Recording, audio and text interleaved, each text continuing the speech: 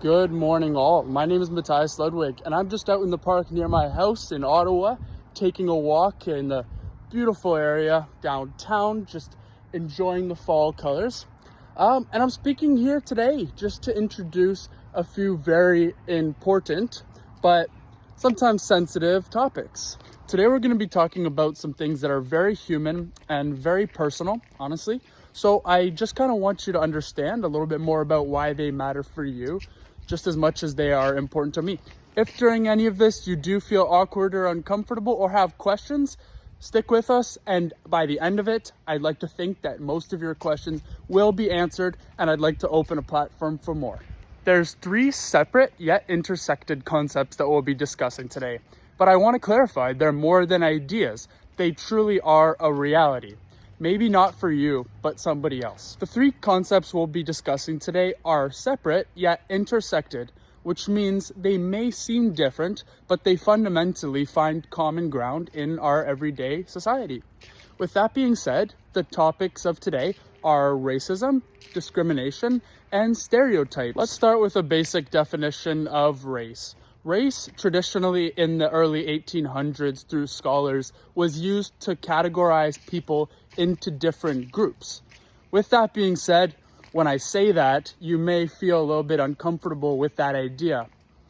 And that's why we're talking about it today. To this day, people have developed that concept into a way of putting other people down for being in a certain group, not because they are actually in a certain group, but because somebody else has essentially assigned them a group.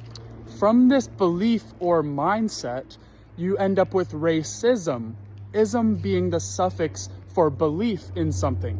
So racism definitively becomes belief about certain groups of people. Now imagine you're in gym class at school and your coach says it's time to play three-way soccer.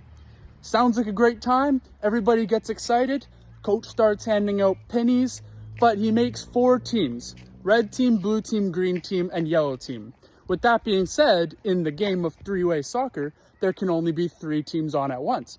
So coach says, okay, blue team, you're gonna sit off and watch everybody else play, and in 3 minutes, we're gonna substitute.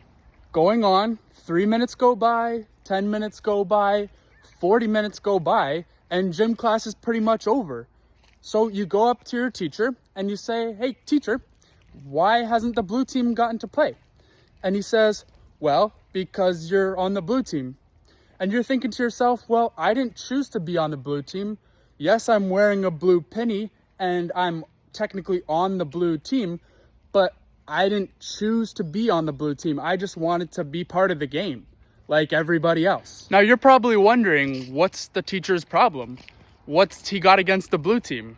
And who told him that the blue team was different? The blue team was somehow wrong or couldn't play as well as every other team, the red team, the yellow team, and the green team. Wherever the teacher got these ideas from, and whether he knows it or not, he is actively discriminating against the blue team with an unfair bias and prejudice, which again is a preset unfair belief about the blue team. Although my story isn't real, there are many real stories and examples of people who have been excluded from things like sports teams because of the color of their skin, because of how they look, because of how they talk, or because of their culture, the way they present it, or the way that they are living out who they are. When I was your age, I was always taught the phrase, do unto others as you would have them do to you.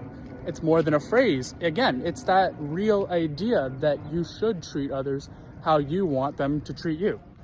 Now, when that concept gets forgotten, people get hurt, whether it's systemic racism or something like stereotypes, which I'll get into. Systemic racism is back to my first example, when something is fundamentally rigged against a certain team, like the blue team having to sit through the entire soccer game at gym class just to find out that they were never included anyway. As I mentioned, stereotypes, which is our third and final topic for today. Now, I'll give you a quick example of what this can look like. When I was 5 years old, my dad had a good friend named Mr. Cha. Mr. Cha was South Korean, but had been living in Canada for about 4 years at this point. and he would carry around chopsticks everywhere that he went to eat, including when he came over for dinner at our place one time. So my mom had made some spaghetti, and theoretically you could eat spaghetti with chopsticks, but we were all using forks and knives. Mr. Chop pulled out his chopsticks and he placed them on the table. I noticed them, and without knowing any better, I asked him if he needed me to teach him how to use a fork. Now, at 5 years old, this is simply just an innocent mistake on my part. But now I'm talking to you. You're 12 years old, and you can understand why that not giving him the benefit of the doubt is problematic, and assuming that he wouldn't know how to use a fork could be offensive and hurtful to him. Again, a simple example, but you can imagine that assuming somebody is incapable of something or doesn't know how to do something based on who they are or where they're from is not a fair way to judge somebody. Remember that everybody truly does have their own life and experience. And if you ask nicely, most of the time they are very willing to explain it. But the key is to go about it in an open-minded and interested way.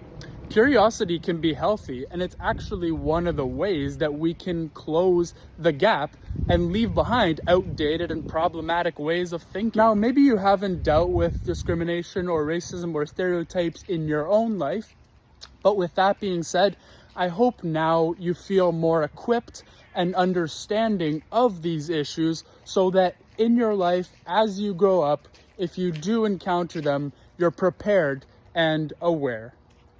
Thanks for listening to my talk today, and peace be with you.